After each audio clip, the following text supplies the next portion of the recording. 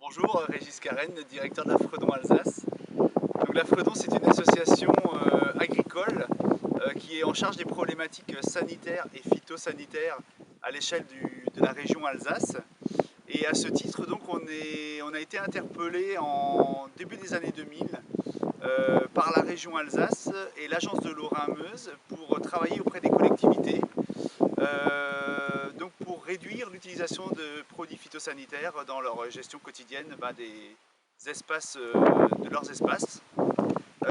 Donc à ce titre, on a au départ monté des formations, de l'information, pour les sensibiliser un petit peu à la réduction de l'utilisation des produits phytosanitaires.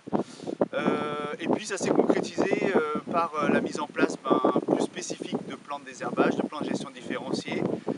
Ce qui fait qu'aujourd'hui en Alsace, donc on travaille avec l'ensemble des collectivités et on a déjà donc plus de 40% des collectivités qui sont engagées, 11% on va dire qui sont en zéro pesticide et 25% qui sont en forte tendance à la réduction de produits phytosanitaires.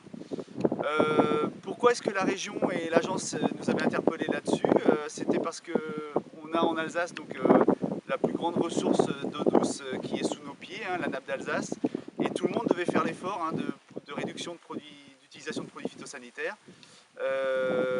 Et donc les collectivités étaient forcément aussi impliquées, et je dirais qu'elles démarraient de plus loin que les agriculteurs, donc il fallait donner un vrai coup d'accélérateur à ce niveau-là. Au jour d'aujourd'hui, les collectivités elles ont des aides pour mener ces plans de gestion différenciés, ces plans de désherbage, donc des aides qui sont versées par l'agence de l'eau et la région.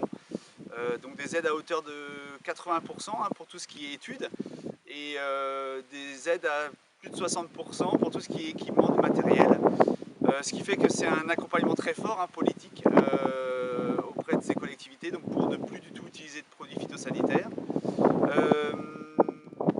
Je dirais qu'elle joue vraiment le jeu parce que maintenant on est certainement à plus de 80% de sensibilisation des collectivités. On en voit toujours de plus en plus à venir à nos conférences, etc.